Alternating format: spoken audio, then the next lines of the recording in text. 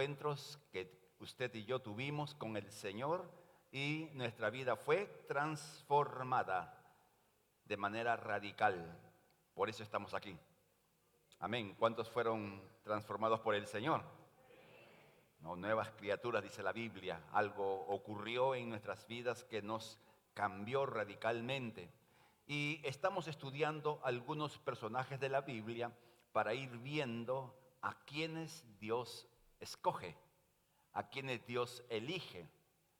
Si nosotros pudiéramos ir a los expertos en personal, hay un nombre, creo, no sé cómo los llaman, aquellos que hacen selección de personal. ¿Cuál es el nombre? ¿Alguien conoce? Bueno, ya sea cual fuera el nombre, ¿no? Pero son personas entrenadas para calificar a las personas y ver si llena un perfil y acceder al trabajo. Entonces ahí va el candidato, presenta sus documentos, hay una entrevista, hay preguntas que hacen, respuestas que se dan, y en función de ciertos criterios, el entrevistador, el especialista dice, usted no calza. Aunque no te dicen nunca así, ¿no? Siempre te dicen, le vamos a llamar. Y algunos están esperando la llamada siglos y no llaman. Eso quiere decir que no llenas el formato o las pautas. Cuando pensamos en ello, decimos, bueno, los criterios para el nombrar o elegir a alguien están determinados por la función que va a ocupar tal persona. Si una empresa necesita un ejecutivo, entonces los criterios van a ser, ayúdenme, mayores, ¿no? De acuerdo al nivel, los criterios y las exigencias son mayores. Y mientras se va bajando en el escalón de responsabilidades, como que los criterios van siendo un poco más elásticos. Y cuando se necesita personal de mantenimiento, bueno, los criterios son ya bien bajos y no son tan exigentes con el personal de limpieza, que no significa que sea malo, que sea menos, no. Sencillamente estamos hablando de unas cualificaciones para ocupar una posición. Ahora, usted piense, la tarea más importante en esta vida no es tu trabajo, es hacer lo que Dios quiere que tú hagas. Esa es la tarea más importante. O sea, trabajamos para Dios, haciéndolo la voluntad de Dios. Ahora imagínense qué requerimientos se solicitarían para ser contratado por Dios para hacer lo que Dios quiere que hagamos. Desde el plano natural. Uy, amado hermano, nadie califica. Por eso Dios dice la palabra que escoge lo que el mundo no valora. ¿Algún problema? No. Bueno, si hay problemas ya ustedes lo arreglan. Así que hoy día vamos a estudiar la vida de David, del rey David. Mientras arreglan, vamos avanzando. Vemos el principio, nuestros trasfondos, nuestro pasado o nuestro presente o nuestros problemas generacionales no son limitantes para ser usados por Dios. Algunas veces nosotros miramos, y eso lo hemos dicho repetidas veces en esta serie, miramos para atrás. Y cuando miramos para atrás nos damos cuenta que hemos cometido muchos errores o no hemos logrado muchas metas personales. Y como que no hemos logrado algo, asumimos que no estamos capacitados o que para nosotros ya no hay nada más que hacer. Como que llegamos a nuestro techo, llegamos a nuestro límite y lo que hacemos es casi sobrevivir. ¿Qué quiere decir? Que tú vives al día y ya no hay aspiraciones, ya no hay sueños, ya no hay deseo de superación, no hay deseo de algo más. Como que uno se conforma. en el nivel y posición en la cual se encuentra. Y las razones son muchas veces los fracasos, las fallas y todo aquello que haya ocurrido en nuestro pasado. Pero ¿qué enseña la Escritura? Lo vamos a ver en la vida de David, lo hemos visto en la vida de otros personajes y lo seguiremos viendo en otros más. Dios no le interesa en absoluto nuestro pasado, ni siquiera nuestro presente. Dios no está calificándonos de acuerdo a los méritos que tenemos. Porque todos tenemos algo bueno. Uno nomás. No me hagan pensar que tienen todo malo. Tenemos méritos, ¿no es cierto? ¿Cuántas amas de casa saben cocinar? Rico, un tallarín saltado para invitarme.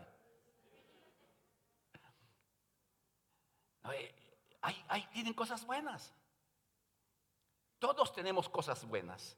Pero Dios no nos ha de nombrar o elegir en función de aquellas cosas buenas que son correctas, que está bien, pero no nos elige por eso. Nos elige a pesar de todo lo que tengamos de malo. Porque creo que también tenemos algo de malo. 2, qué perfectos son ustedes, Dios mío. O sea, miren lo que menciona Deuteronomio 8:14, cuando Dios le habla a Israel. Cuando Israel entra en la tierra prometida, le dice, entonces no permitas que tu corazón se enorgullezca y te olvides del Señor, tu Dios, que te sacó de la tierra de Egipto, de la casa de servidumbre. ¿De dónde Dios levantó a Israel? De la esclavitud, de la casa de servidumbre. Es decir, el trasfondo de Israel no es nada bonito. 400 años esclavo. Pero si usted revisa hoy día a Israel, uno dice una nación que casi es el tamaño de Ica. Y una nación poderosa. El porcentaje de premios Nobel de parte de judíos es increíble. No hay año en que un premio Nobel tenga ascendencia judía.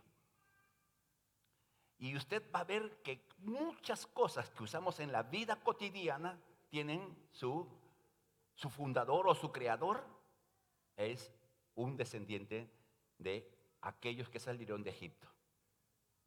¿Cuántos usan PC? Hay 3 nomás, 4. Oye, no saben lo que es la PC. Un laptop, los programas Windows y todas esas cosas. Ay, increíble, amado hermano. Facebook, ¿cuántos tienen Facebook? Lo tienen bien oculto porque yo los busco y no los encuentro. Sí, porque el Facebook me revela algunas cosas de algunos. Sí. También judíos. Es increíble, amado hermano. Entonces Dios no miró el pasado de Israel para elegirlo como nación y sea lo que hoy día es, y aún mayores cosas veremos cuando la historia vaya avanzando y veremos en Israel algo extraordinario de la mano del Señor. Entonces, en función de esto, queridos hermanos, vamos a estudiar así de manera muy somera la vida del rey David. Pero para entender vamos a ver un poquito su trasfondo, porque cuando leemos una historia bíblica, si la leemos aislada de su contexto, nos quedamos sin entender algunas cosas del personaje. Y para poder explicar algunas cosas del rey David, tendremos que ver ello. Primero, Israel vivía en una época donde se estableció la monarquía como sistema de gobierno. Antes, Dios gobernaba directamente a través de ciertos personajes que se llamaron jueces. O sea, Dios dirigía a Israel a través de un hombre, que es el diseño divino. Dios elegía al hombre, Dios levantaba al hombre y Dios guiaba al hombre. E Israel era gobernado en el aspecto espiritual, en el aspecto político, por una persona llamado juez. Pero los judíos en aquellos años comenzaron a tener una inquietud vieron cómo los países circunvecinos tenían rey, tenían su corte, tenían sus príncipes, tenían todo un aparato de gobierno basado en la realeza. Y se les antojó tener un rey como ellos. Esto me hace recordar, amados hermanos, a algunos creyentes de otras iglesias, en que ven lo que hay afuera y quieren tenerlo dentro. O quieren hacer las cosas de afuera como si fuera propio de la vida cristiana. Tenemos que marcar muy claro unas diferencias. No podemos evitar que fuera de la fe se digan cosas. No podemos evitarlo. Pero no permitamos que las formas gobiernen nuestra vida. Amén. Eso es solamente una pastillita nada más. Dios nombra a un rey llamado Saúl, ¿no? Que comenzó muy bien. Cuando leemos la historia de Saúl, Saúl fue increíble en su comienzo, guió al pueblo de victoria en victoria, fue un rey que no se llenó de orgullo al comenzar, que supo perdonar a algunos que lo estaban ofendiendo, etc. Sin embargo, poco a poco se fue desviando porque no obedeció. Y sus desobediencias fueron poquito a poquito. Y en la medida en que iba avanzando en su reinado, él comenzó cada vez a desviarse más en cuanto a los mandatos que Dios le decía. Dios le daba órdenes claras, precisas, así, como escritas. Y Saúl recibía las órdenes como un mensaje de texto y él escogía. Este está bien, esto quizás no, está menos, a esto y así. Me estoy dejando entender, amado hermano. Estamos tratando de poder ver el corazón de Saúl. Y en esa medida en que, ¿qué pasó? Me quiere agarrar aquí. Y en esa medida se fue haciendo cada vez más desobediente. Entonces, Dios, que no tolera la desobediencia, toma una decisión drástica y desecha al rey Saúl. Porque Saúl, comenzando bien, terminó mal. Y terminó mal no porque el diablo fuera muy fuerte o más fuerte que Saúl, sino porque Saúl decidió hacer las cosas a su manera y hacer cosas que no le competían hacer.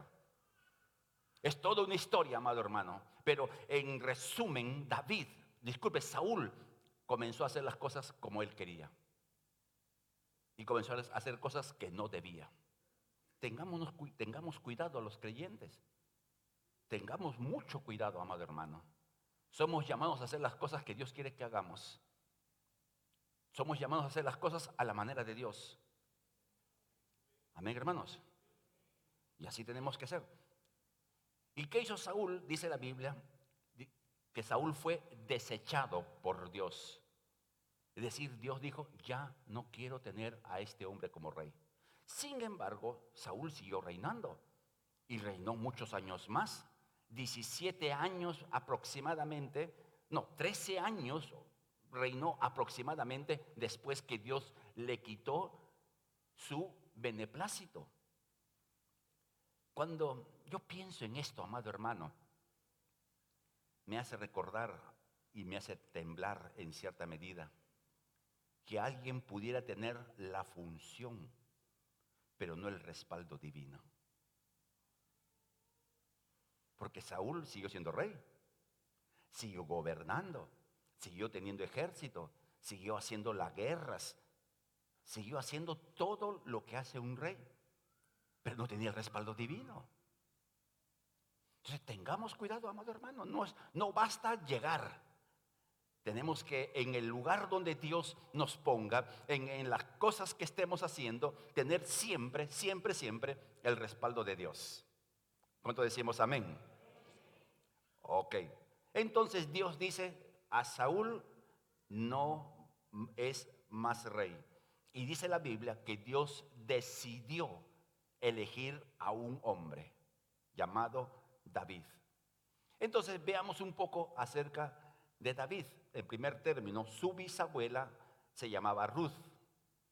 una mujer moabita. Hay un libro de la Biblia que se llama Ruth y usted debe leerlo como si fuese una novela, es una novela de amor.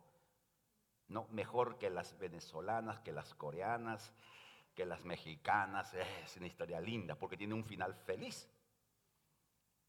Así que si usted no, pues en el primer culto la gente comenzó a quejarse. Pero miren, amados hermanos, según la ley, las personas moabitas, es decir, que no eran judías, no podían ser parte del pueblo de Israel. Pero Ruth, siendo una mujer no judía, se casó con un judío llamado Booz. Entonces, la sangre de David no era una sangre, por decirlo de alguna manera, 100% pura. O sea, tenía un trasfondo y cualquiera que miraría a David dice, no, tú no eres judío de sangre colorada, tienes mezcla. Entonces, estamos siguiendo la línea de pensamiento. Ahora, en segundo lugar, David era el octavo y último hijo de Isaí. O sea, en aquellos 8 hijos. Y David era el pequeño. Ahora, miren, amados hermanos, se supone, y aquí los papás que han tenido varios hijos, uno aprende con el mayor y comete todos los errores con el mayor. Así es, ¿cuántos hemos hecho eso? Ya. Con el segundo, más o menos, ya que aprendemos. No, ya menos errores. Con el quinto hijo ya eres calidad. O el cuarto. Pero imagínense, el octavo hijo. Se supone que ya es doctorado en crianza de hijos. ¿Me están siguiendo el pensamiento? Pero sin embargo, el padre de Isaí hizo algo increíble. A su hijo pequeño, de entre 13 y 17 años aproximadamente, no se sabe exactamente la edad, lo mandó a cuidar ovejas. Y tenía un hermano que veremos luego, se llamaba Eliab, alto, fornido, guerrero, en casa sentado comiendo su uvita. Pero al chiquillo lo mandaron a cuidar. Entonces da la impresión que siendo el hijo menor no era tan querido. Porque al último, en el norte le dicen el chulca. Al chulca uno se encariña más que con otros hijos. ¿Cuántos que tienen varios hijos así saben que al último es la chochera, el hijo? Ay, qué lindo mi último hijito, el que me va a cuidar. Y ese es el primero que se va, ¿no?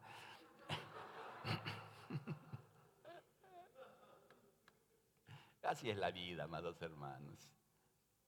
Entonces, estamos viendo a David, octavo hijo, no pequeño, cuidando ovejas. Y no era que cuidaba ovejas y que era fácil cuidar ovejas o que no había peligros en criar ovejas. Era un oficio peligroso por las bestias que existían en aquel tiempo, las fieras que existían en aquel tiempo, que atacaban a los rebaños.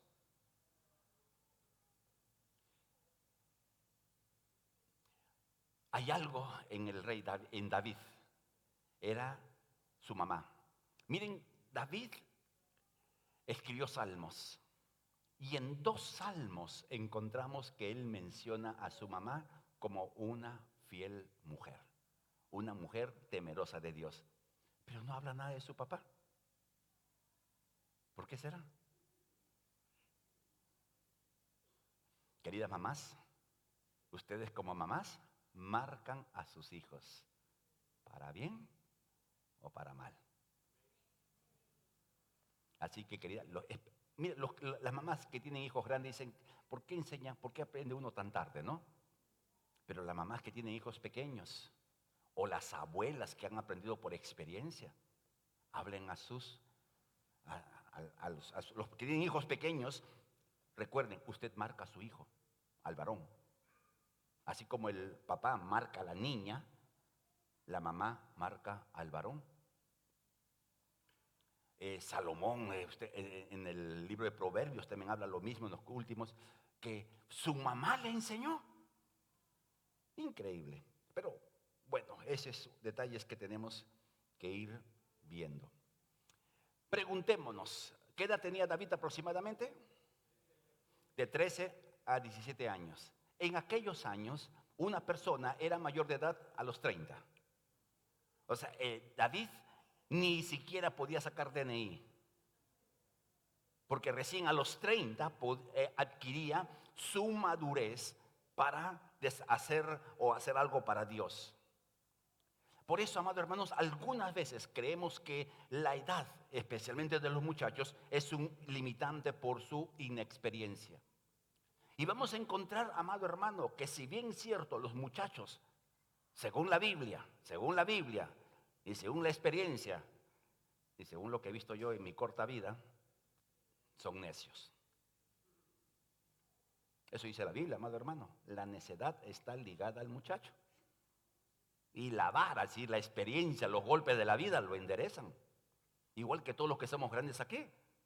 ¿Qué nos ha enderezado, amados hermanos, de los golpes de la vida? No, eso nos ha enderezado y nos ha hecho sabios. Pero miren, uno piensa, David es un experto. Entonces uno se pregunta, ¿cómo es posible que Dios llame a un muchacho de 17, 13, 17 años aproximadamente para ser rey?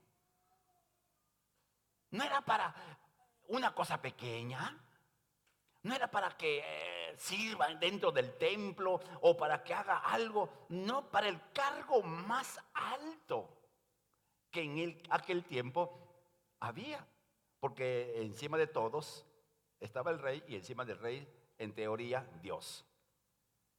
Digo en teoría porque algunos reyes eran reyes y Dios ni siquiera lo tomaron en cuenta.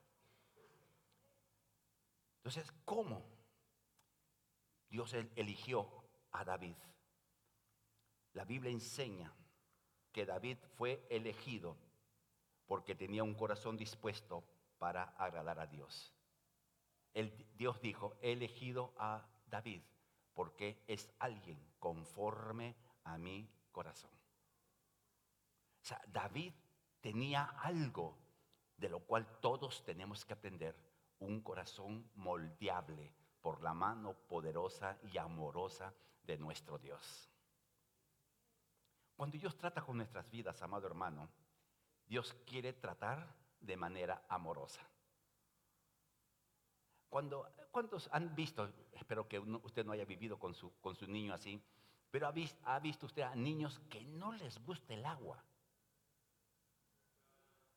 ¿No? Que no les gusta que lo bañen y la mamá tiene que tener algo en la mano para que el muchacho se meta a la ducha o la chica, más son los hombres, ¿no? Las niñas quizás no tanto. Y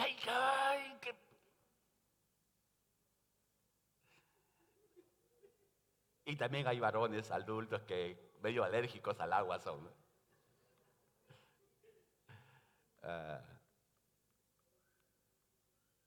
Entonces, ¿qué cosa hace la mamá? Especialmente, le ruega, hijito, báñate, ¿así? No, amado hermano. Ahí no está la mano amorosa de la mamá. Ahí está la mano poderosa de la mamá. Pero cuando el niño es dócil, dice, a la ducha, y el niño va corriendo porque le encanta la ducha, le encanta, qué sé yo, y ahí está la mano amorosa de Dios. Entonces Dios nos ha tomado como sus hijos y puede, y Él quisiera siempre usar su mano amorosa. Pero como somos algunos medio chúcaros, entonces Dios tiene que usar su mano. Entonces no es culpa de Dios, amado hermano. Usted no culpe a Dios. ¿Cuántos tenemos corazón enseñable? Amén. Téngalo. Téngalo, amado hermano. Entonces, para ir avanzando, Dios desechó a Saúl. Saúl ya no era rey. Dios decide nombrar un rey y elige a David. Y David vivía en una ciudad llamada Belén. Y Dios manda al profeta, al juez llamado Samuel: vaya usted con su depósito de aceite de la unción y usted le va a ungir a un hombre que va a ser el rey de Israel. Ok, Samuel, bien obediente, se va y llega a la casa de Isaí y llega, le dice: acá estoy. Dios me ha enviado a esta casa porque de esta casa, de tus hijos, uno va a ser rey. ¿Se puede usted imaginar cómo se sentiría Isaí? ¡Ah! Uno de mis hijos va a ser rey, no voy a pagar impuestos. No, estamos bromeando. Pero de repente así pensaría, ¿no? Porque miren, amados hermanos, qué privilegio. El padre ni en su sueño más loco tomaría a uno de sus hijos como posible el rey. Entonces dice: bueno, preséntame a todos tus hijos. Entonces Isaí llama a 7 de sus 8 hijos. ¿Ok? Hasta ahí estamos siguiendo con el pensamiento. Y entra el hijo mayor, Eliab, alto, fuerte, hermoso, como algunos hermanos que estoy viendo acá. El que está a tu lado posiblemente.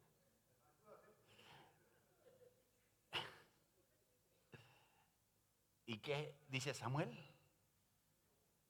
Samuel dice: delante del ungido del Señor estoy. O sea, él se impresionó de la presencia física, porque según sus criterios que Samuel tenía, Eliab llenaba todos los requisitos que se esperaba que un rey tuviera.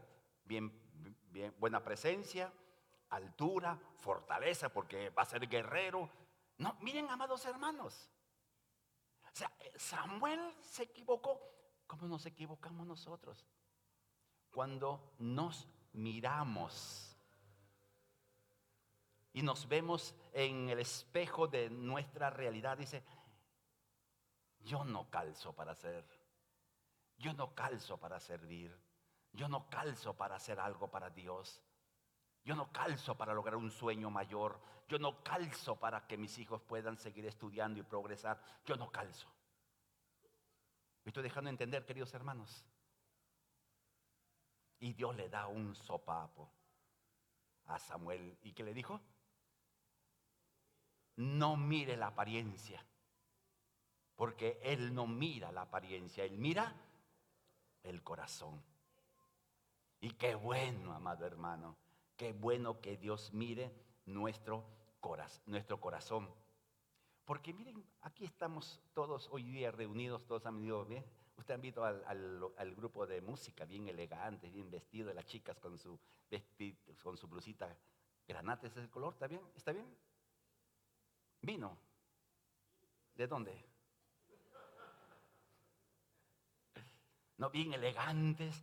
Y uno dice: ¡ay, qué lindo! Y algunos decían: yo quisiera cantar como ellas. O yo quisiera cantar adelante. No, hermana, sigue sentada en tu sitio.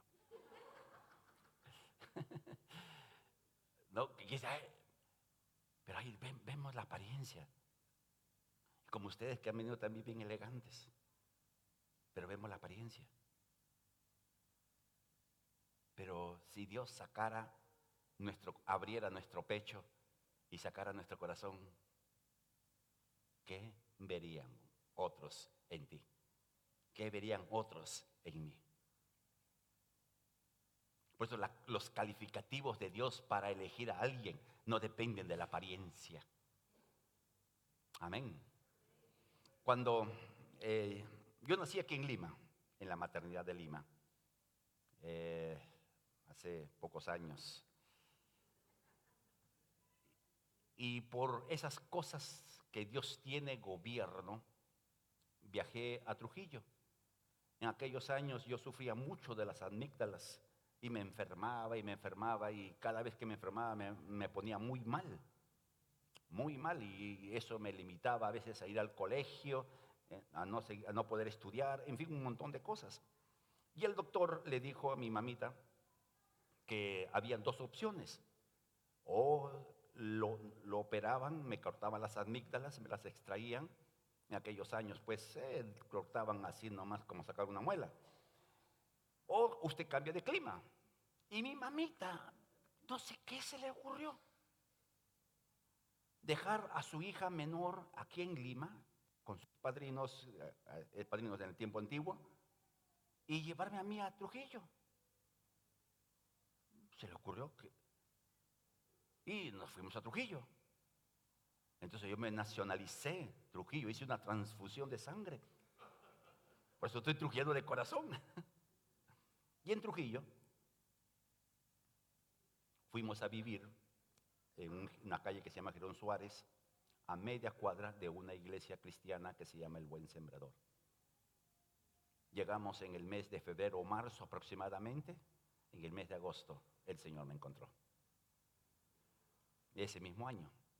Ahora, ustedes me ven con la estatura que tengo, pero yo hasta los 15 años era chaparrito así, pequeño. ¿No? Porque mi mamita era bajita. Entonces, en esa edad, hermano, dije, me quedé. Y los muchachos que son vagos, pues, ¿no? De aquellos años y de este año también. Yo comencé a congregar. ¿Y qué se podría ver en un niño de 11 años que llega al templo y que iba casi a todos los cultos con un pantalón beige y una camisa celeste de nylon? Casi a todos los cultos iba con esa ropa. Y cuando comencé a asistir, tenía un tremendo parche en la cabeza porque me había sacado la crisma. No, me caí de una altura, me rompí la cabeza. Quien vio a ese niño entrar, ¿qué pensaría? Pero miren, aquí estoy. Usted llegó a la casa del Señor, Dios lo llamó, porque hay algo que usted puede y debe hacer para Dios. Aunque usted no lo crea. Porque nuevamente usted, mira, no es que yo no calzo, no, usted es lo que piensa. Igualmente pensarían de David, ¿cómo es que va a ser rey? Yo imagino que cuando cuando Samuel vio a David, este muchachito, este chiquillo, coloradito, porque eso es lo que le dice la Biblia, rubio y coloradito encima, ¿qué va a poder ser rey? Pero Dios dice, ya pues, ya lo ungió.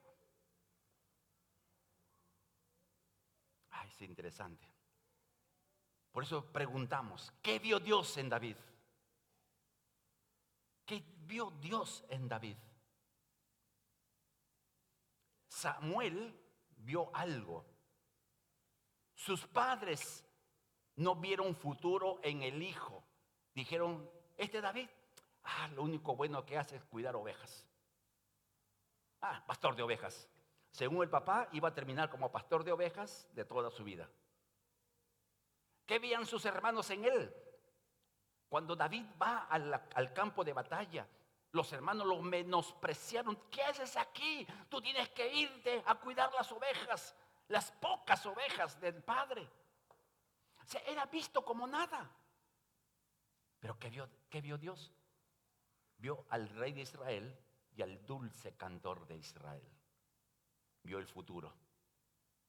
Entonces, cuando Dios nos ve, ¿qué es lo que ve? ¿Qué es lo que ve, amado hermano, cuando Dios te ve a ti? Ve tu corazón, pero ese es presente. Ve futuro. Papás y mamás, levante su manita. Cuando Dios te ve a tu descendencia caminando de la mano del Señor. Porque, queridos papás, mamás, un día usted va a llegar al cielo. ¿Sí? ¿Van a llegar al cielo? Bueno, si es hijo de Dios, usted va a llegar al cielo. Y en el cielo se llama la voz del Cordero. Ahí vamos a estar. Yo tengo la impresión, no digo que va a ser así, pero la impresión, que van a haber mesas. Entonces va a haber una mesa con un cartelito en el centro que dice Familia Meléndez Ibáñez. Entonces ahí va a estar su servidor, la dueña de mi vida. Ya ¿saben quién no? Sí, dueña de mi billetera. Dueña de todo, términos finales, amado hermano. Así son las damas. Uno compra y dice, mi casa, mi carro, mi... Así son las damas, lindas, preciosas. Y ahí va a estar Daniel, va a estar Tomás, el niño que partió a la presencia del Señor a los 9 meses. Ahí va a estar Carolina, ahí va a estar Liz, y va a estar sus esposos, su esposa, va a estar Cristina, va a estar Miguel, va a estar Jan, y va a estar los nietos, que ya vienen, se sienten pasos. No, han soñado, hermanos, le han soñado una de mis hijas cargando bebé. Allí van a estar. Yo voy a estar feliz sentado, como me gusta estar cuando en casa tenemos nuestros almuerzos o cenas o desayunos, toda la familia, yo voy a estar mirándolos. Voy a decir, Señor, tarea cumplida. Ese es tu llamado, como padre o como madre. Dios está mirando ese cielo, esas bodas, una mesa llena, y ahí tú y tu descendencia. Amén. Entonces Dios no solamente ve nuestro presente, no solamente ve nuestras cosas que pudiéramos tener hoy en día, Dios ve el mañana. Por eso, ¿qué hace Dios, amado hermano? Dios nos capacita para poder hacer su voluntad. Dios nos capacita. Permítame seguir contando un poco de mi historia. Yo llegué, como le dije, a la edad de 11 años a la iglesia, el buen sembrador. Y estamos hablando de hace muchísimos años. Y mi pastor, que se llama Francisco, o se llamará, ya no sé, yo creo que ya falleció porque ya era mayor en aquellos años, Francisco Meléndez, pero no éramos familiares. Pero ese pastor era increíble, realmente increíble. Yo asistí el primer culto un día martes, y dijo, tiene que venir el jueves. Yo fui el jueves, tiene que venir el domingo. Y el pastor los días jueves sacaba una pizarra y escribía su mensaje, su bosquejo se llama, los puntos principales del mensaje. Escribía el tema, va a hablar sobre la inmortalidad del alma, punto. Introducción, y escribía, primer punto, Romanos, el segundo punto, así. El primer culto que yo vi eso, lo miré, el segundo culto lo miré, el tercer culto, creo, o cuarto, no recuerdo bien, llevé mi cuaderno a tomar notas. Era el único, y era un chaparro. Tomando notas, escribiendo yo ni entendería, yo recuerdo no entender porque muchas cosas recién estaba comenzando, pero me gustó como maestro porque, por ejemplo, cuando era estudiante yo me sentaba siempre, como les he dicho varias veces, en primera fila, la fila de los inteligentes. Y yo comencé a tomar nota y un día el pastor Francisco se acerca y en su hablar pausado que tenía me dijo, hermano Luis, usted el día sábado va a predicar a los jóvenes, prepárese. Yo, hermano, estaba en la calle. ¿Qué iba a predicar? Ahí nació el primer pirata cristiano. Busqué de los mensajes que el pastor había enseñado, no sé cuál escogí y me puse ahí. Sábado. No, aquellos años era un poco diferente las formas. Y creo que Dios guió al pastor Francisco, a mi padre espiritual, le guió a tirarme al ruedo. Entonces yo estaba enseñando días sábados, todavía era chaparro, y habían jóvenes grandes, no sé qué enseñé, no recuerdo, y estoy enseñando, y de repente siento que me están mirando por mi lado derecho. Como a veces cuando uno lo miran, uno siente que alguien lo está mirando. Yo estoy mirando y veo y lo volteo así y lo veo al pastor ahí en una puerta llorando. Hermano, casi me da un ataque cardíaco, creo. Imagínense, amado hermano, recién comenzadito. No sé cómo terminé el mensaje y todo ello. Y el pastor se acerca y me dice, hermano Luis, usted tiene un ministerio, cuídelo. Y lo que él hizo muy bien, usted va a enseñar a niños. Me mandó a niños. Bravos son los niños. Debía haber hecho un buen trabajo, que el pastor dijo, muy bien hermano, usted ahora pase a adolescentes. Más bravos todavía. Vino el pastor que lo reemplazó porque él viajó a Estados Unidos. Y el pastor que vino, hermano Luis, usted ahora va a enseñar a jóvenes. Ok, ya un poquito más mansitos, ¿no? Y de ahí el pastor, el siguiente pastor, porque ese pastor que pudo poco tiempo, me dice, hermano Luis, usted va a enseñar los domingos en la escuela dominical. Dios va entrenándonos paso a paso. Y eso es en las cosas bonitas que me han pasado. ¿Qué le diré de las cosas terribles y horribles que me han pasado, que han sido parte del entrenamiento divino? Aún las cosas que no nos agradan, son parte del entrenamiento divino. Yo soy constructor, y en Trujillo mi esposa me decía, no me gusta tu trabajo, porque cuando había trabajo había plata, cuando no había trabajo no había dinero, y uno llega rematado. Yo era joven todavía, muchachito, pero uno llega recansado del trabajo. Mi esposa dice, no me gusta tu trabajo, no me gusta, pero bueno. Y ella se le metió entre ceja y ceja tener un puesto para vivir del puesto. No, negociante mi esposa. Y me estuvo chinchando mi esposita, no está menos mal, puedo decirlo. Y lo que hice fue vender casi todo lo que un albañil tiene para trabajar, toda su madera, lo vendí todo. Y compramos un puesto. Y esto le he contado tantas veces, amado hermano. ¿Verdad? No, algunos ya lo saben, ¿no? Pero compramos un puesto entrando en la puerta principal. Si alguien conoce Trujillo, del mercado mayorista, la puerta principal, junto a la puerta.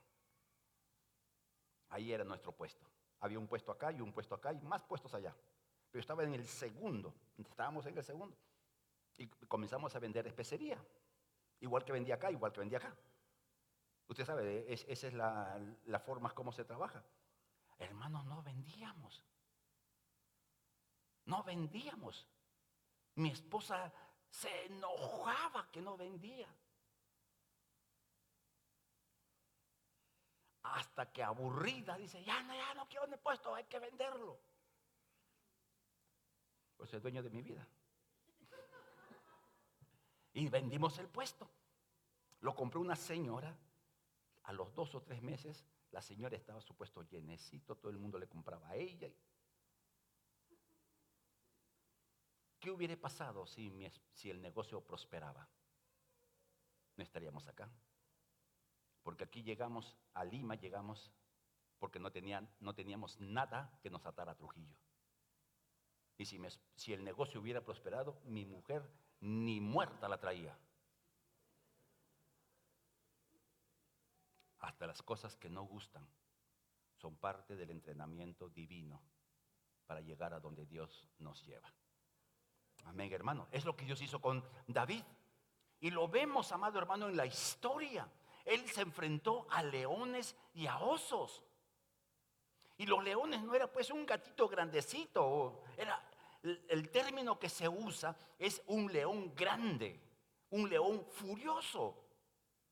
Y David se enfrentó al león, recuerden, muchachito, 13, 17 años, finito, y coloradito y rubio. Casi se parecía a mí, ¿no? Solo le faltaba el color de los ojos. Pero sin embargo, David, ¿qué hacía? Derrotaba al león. Venía un oso a querer arrebatarle un cordero. Él se enfrentaba al oso. Y mientras el león se pelea con las patas en el suelo, y es fácil cogerlo y luchar con un león, pero el oso se para en sus 2 patas.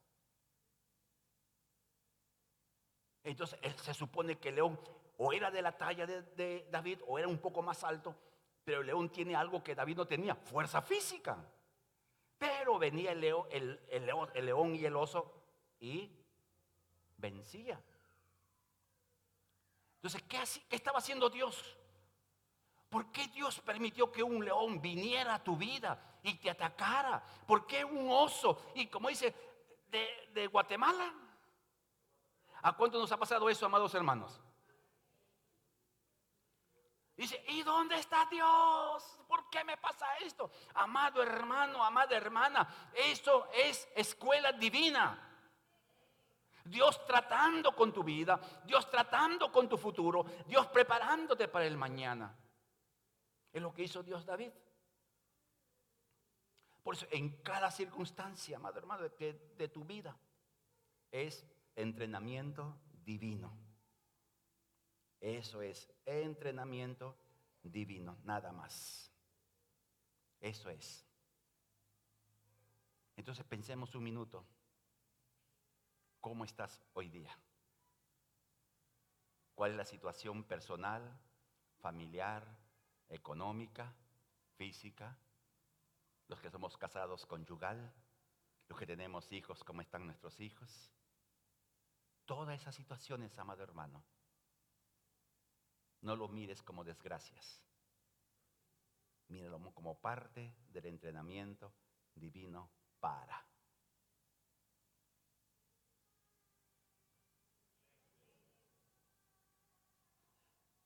Uno dirá, ¿no hay otra forma más fácil? De hecho que no. Entonces uno se pregunta, ¿cuál fue la clave en la vida de David? ¿Qué fue lo que permitió que David pudiera hacer todo lo que hizo? David da testimonio cuando se presenta el rey Saúl para pelear contra el gigante Goliat, un hombre de 3 metros. Se presenta delante de él y dice, Señor, el Señor me ha librado de las garras del león, me ha librado del oso y también me librará de este filisteo. Y le dice al filisteo, tú vienes con espada, con lanza, con jabalina, con todo esto y todo, pero yo vengo contra ti en el nombre del Señor Dios Todopoderoso. La clave de la vida de David y la clave de una vida de victoria que implica conflictos, pero que el conflicto no me derrote, implica enfermedades, pero no permitir que la enfermedad me desaliente, me desanime y me aleje del Señor. La clave, amado hermano, para avanzar en la vida cristiana, aún en la peor tormenta, es confiar que Dios está al control de todo. Es decir, Señor, yo no entiendo por qué me está pasando esto. Me duele, Padre, me duele, sí. Me duele ver a mi hijo, a mi hija enferma. Mi hijita Liz, mi última hija, ella tiene un problema físico. ¿Cuántos años, hija? Un montón de años. Años de años. Y creo que todo padre se duele, todo padre normal, se duele viendo el dolor de una hija. Duele. Porque uno se siente incapaz de hacer algo para calmar su dolor, su afección física. Nos duele. Hemos corrido con ella, médicos, hemos ido tantas cosas buscando su mejoría y Dios la ha sostenido. Y Dios la sigue sosteniendo. Algunas veces, hermanos, usted no va a tener respuestas. Yo no tengo respuesta. ¿Por qué le pasó esto a él, le pasa esto a ella? No tengo respuestas. Pero yo confío que el Señor Dios Todopoderoso tiene en su mano a Liz y tiene en su mano tu vida y la vida de tu descendencia. Y Él sabe lo que hace y Él sostendrá nuestras vidas. Confiar. Esa es la clave, amado hermano. Confiar en Dios. Uno se pregunta, ¿y qué de los fracasos de David? David cometió bravos. Por lo menos en la Biblia se mencionan 2 bien complicados. El primero causó la muerte de 4 y el segundo causó la muerte de miles.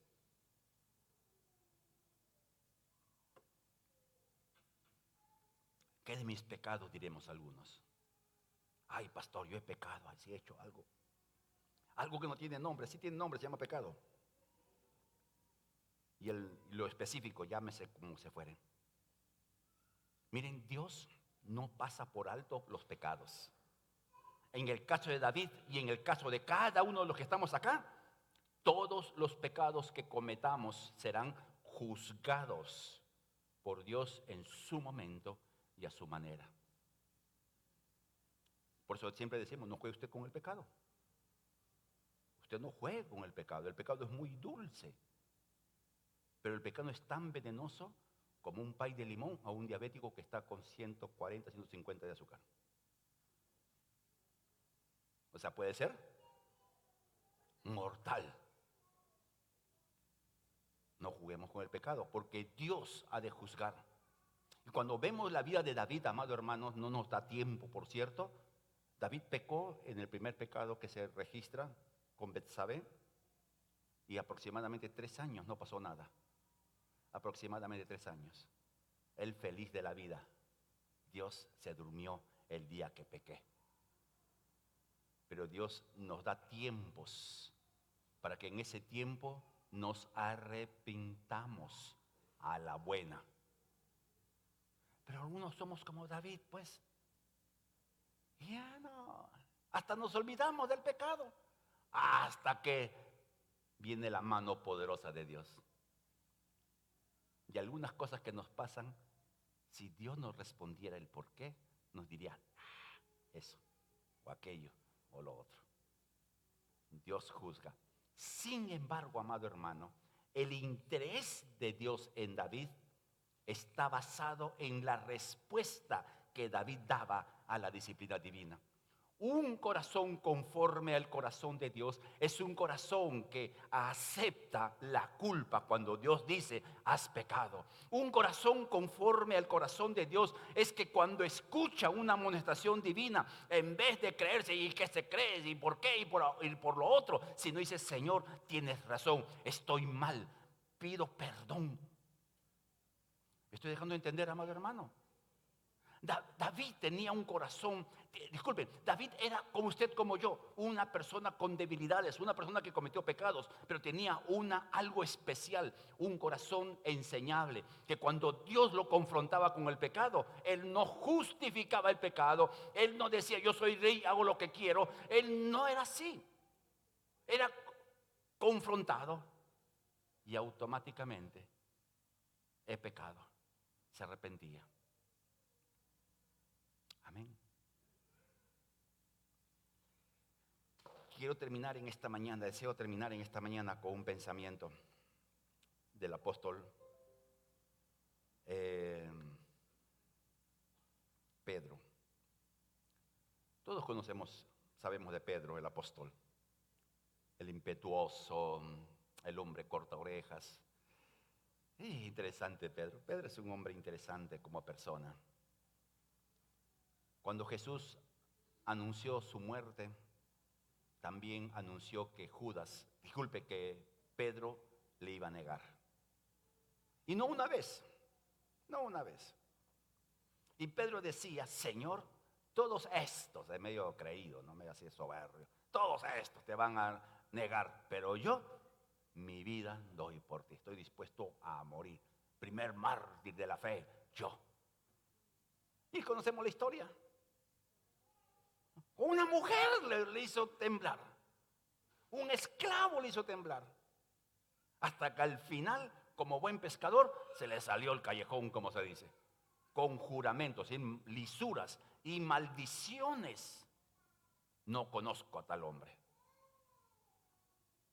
Le negó 3 veces, como Jesús le dijo. Pedro se fue a pescar pensando que no merecía nada del Señor. Hay una historia muy interesante detrás de todo ello. Por eso Jesús le dijo, vayan y díganle a los discípulos y a Pedro que me esperen en el mar de Galilea. Y ellos se fueron al mar de Galilea, Pedro estaba pescando y de repente aparece el Señor Jesús, es reconocido y ahí está Pedro y Jesús. Dígame, querido hermano, querida hermana, ¿qué le hubiera dicho usted a Pedro?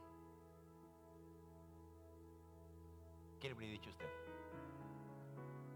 Cabezón, una palabra muy bonita. ¿Qué más le hubiera dicho usted? Ayúdeme. Traidor, te lo dije. Otra vez. ¿Dónde estaba tu cabeza? ¿Cómo es posible que hayas hecho esto? ¿Y dónde está tu promesa? ¿Cómo es que dijiste que no me ibas a traicionar, a negar y me negaste? ¿Por qué no sacaste tu espada y luchaste así como le cortaste la oreja a Malco? ¿Por qué no le cortaste la lengua a esa mujer? Pero Jesús no le preguntó qué hizo o por qué lo hizo. No le dijo, mira, si lo sabías, ¿por qué lo hiciste? No le hizo ninguna pregunta concerniente a lo que hizo o a las veces que lo hizo. ¿Qué le preguntó Jesús a Pedro? Simón, hijo de Jonás, ¿me amas? Uno se pone a pensar, ¿por qué? ¿Por qué esa pregunta? 3 veces. 3 veces. Uno se pone a pensar, ¿por qué le preguntó eso? Y al final, la última pregunta, la tercera vez, dice la Biblia que Pedro se entristeció porque le preguntó por tercera vez lo mismo. Dijo, Señor, tú lo sabes todo. Tú sabes que te amo.